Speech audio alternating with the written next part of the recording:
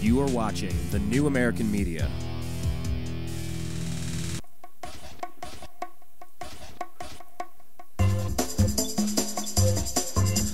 Live from the Milky Way galaxy, the solar system, planet Earth, the United States of America, Los Angeles, California to be specific. Hello, thanks for joining us on this Friday, September 28, 2012, on Agree to Disagree, here at thenewamericanmedia.com. I am your host, Brian Engelman. Thank you very much for joining us. We are joined with Blake, the eccentric Wally. We're going to get to him in a second, talking about all things interesting on this planet, live from Las Vegas. But first, we just want to say that if you are not already following us on Twitter, we want you to go to American_media_. That's at American_media_, and follow our Twitter account. We got about 14,500 people, and we stay connected in between radio shows there. If you're listening to this after the fact on YouTube, please click subscribe on the little youtube.com/The New American Media page. And be sure to check out thenewamericanmedia.com. It is the hub, it is the epicenter of our world, and we have just begun the process of rebuilding it. So you're going to see a lot of good changes, a lot of new videos, including an interview I had with Jordan Maxwell that we're going to be putting up there real soon. Blake, the eccentric Wally, is my co-host on Eccentric Perspective on Mondays over at freedomizerradio.com. Sometimes I also jump onto his Wednesday or Thursday programs, so you can find Blake on Eccentric Perspective from noon to 1:30 p.m. Pacific over at freedomizerradio.com on Eccentric Perspective. Blake, how are you doing today, sir? Oh, not bad, Brian. Living the dream, as you say. Finally, you get me back with that one. I say, how are you? Right. You say, living the dream. How many times have I said... How are you, Brian? Well, I don't know how I am now. That's what I was going to say. I'm living the dream. I stole your line, I know. You Sorry did. about that. Well, how many times have I said that to you over the past few months? Maybe 50, maybe 70? Say it all the time. It's fair enough. It's what are you going to do, you know? Well, I do want to take this moment to... I want to announce to everybody officially, we did mention it on Eccentric Perspective, and I wanted to announce it again, that we have lined up an interview with Governor Gary Johnson, former governor of New Mexico. He's running as the Libertarian presidential candidate for this 2012 election in 39 days. You can check that out. It's going to be live over at thenewamericanmedia.com. Click on the TNAM radio button and then click play and listen live. Or you could go to thenewamericanmedia.com/TNAM-radio. That's the New American Media, TNAM-radio, and listen live. So I guess let's start it there, Blake, because this whole presidential contest, this whole build-up over the past year about what direction are we going, and the Tea Party and Occupy Wall Street and Republicans versus Democrats. I just had Dan Johnson with PANDA, People Against NDAA, on the program. He's going to be a guest on Coast to Coast tonight with John B. Wells. I already mentioned that to you, but that's fantastic, and I hope everyone listens to it. But Dan and I talked about how Mitt Romney and Barack Obama both support the NDAA. And if people don't like some of these abuses of power, maybe they have to go and consider a third-party candidate. So let's just pick it up from there. Blake, what are your thoughts on, maybe not Gary Johnson in general, but the concept of voting outside of the Democrat-Republican two-party paradigm that so many people believe that we have to choose from? Yeah, it's long overdue that we need a third party. Obviously, there's do I want to use the C word here? There's something going on. The Democrats and the Republicans, of course, do not want a third-party candidate. The word is that they've got pretty freaked out about Ross Perot in '92. Got ahead of them, and they've made it very difficult for another party to get on the ballot. Then I also think about all the polls I get. I don't know about you, Brian. I get these pollsters almost every night. I get one of these calls, asking me who I'm voting for, this and that, and very rarely do they even ask, if I'm voting for third party. It's almost always, so who do you think you'll be voting for this year? Would it be Barack Obama or Mitt Romney? So I mean, and the media just plays along with it. They don't give the third parties the attention. They don't let them in the debates. The polls are all skewed. It's clearly we seem to have a two-party monopoly on politics, unfortunately. So, and that's not good, especially with all the with the corruption. You mentioned NDAA. Certainly, there's a lot of issues that well, Democrats and Republicans always like to, they're sworn enemies or whatever, but in a lot of ways they're the same. NDAA is one of those things when it comes to the economy. The Federal Reserve, IRS, they're both on the same page. The wars are on the same page. The drug war. It seems unfortunate, but that they're both kind of big government corrupt parties. And when it comes to the serious issues, they're on the same team. Well, that's interesting you bring that up, because that is one of the many places Dan Johnson mentioned that. Actually, I should have asked him if he's related to Gary Johnson. Maybe all Johnsons are. But, he mentioned that Gary Johnson has vowed that if elected president, he would kind of remove the dangerous parts of the NDAA, most notably sections 1021 and 1022. But regarding the drug war, that's an interesting point you make. I saw. Did you happen to catch the Fox News car chase today? I was watching it on TV. I did. Oh man! I didn't have anything to do with the drug war, but yes, I did catch one of those clips. Yeah. Did you see the end of it, where the guy ran out of his car and then went behind a bush and killed himself, shot himself in the head? Yeah, I mean, fortunately, the video wasn't like exactly up close HD or anything, so it wasn't as graphic as you might think. But it's still pretty disturbing to know that somebody just shot themselves on camera. I mean, it wasn't like faces of death or anything, but certainly disturbing. So I didn't really catch the rest of the story. Well, I didn't necessarily catch it either, but what I thought of, because this is apparently it was a carjacking and then a police chase, and this is in Arizona, and they have so many kidnappings, they have so many murders, so much drug cartel activity in the United States, tens of thousands of bodies piling up on the southern border in Mexico, because they're all trying to make thousands of dollars on drugs.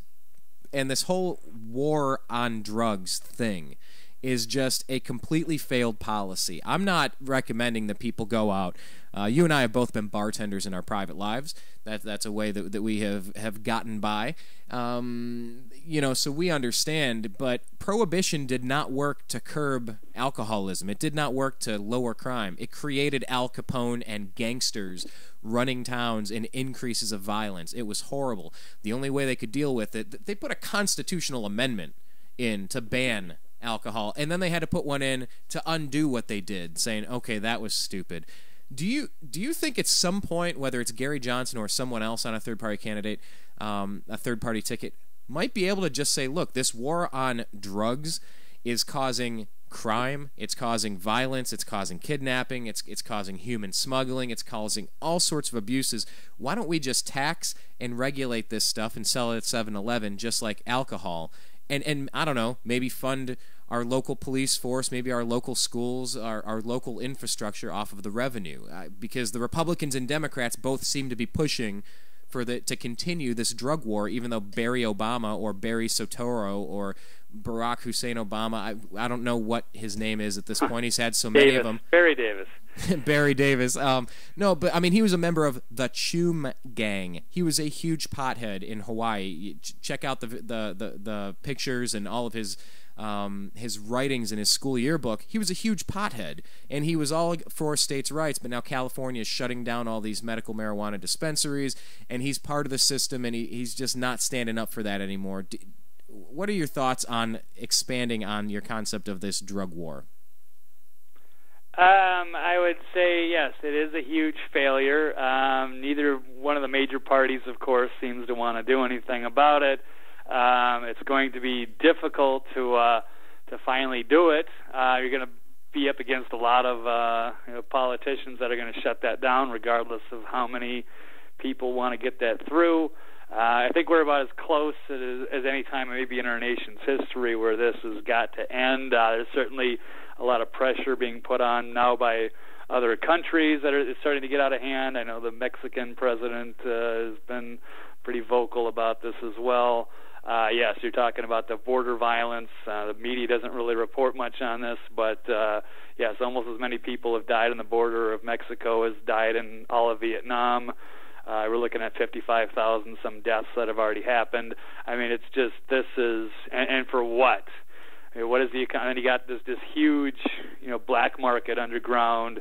Yeah, you got violence, gang violence. There's all kinds of horrible consequences to this war. It doesn't make any sense. They don't have much the government doesn't seem to have much credibility. They can't even really be honest about the drug policy. I forget that girl's name. That was I want to say Michelle Lenhart or something. That was one of the DEA people that got grilled by Congress.